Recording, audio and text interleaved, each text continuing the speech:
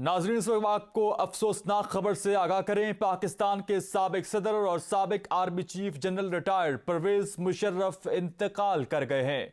साबिक सदर दुबई में जेर इलाज थे, तवील अदालत के बाद इंतकाल कर गए हैं। आपको अफसोसनाक खबर से आगाह कर रखे हैं। पाकिस्तान के साबिक सदर और साबिक army chief general retired Pervez Musharraf इंतकाल कर गए हैं। साबिक सदर दुबई में जेर इलाज थे, तवील अदालत के बाद वो इंतकाल कर चुके हैं। आपको अफसोसनाक खबर से इस वक्त आगाह कर रखे गए। आज पाकिस्तान के साबिक सदर और army chief general retired Pervez Musharraf इंतकाल कर गए हैं। साबिक सदर दुबई में जेर इलाज थे और तवील अदालत के बाइस वो आज इंतकाल कर गए हैं।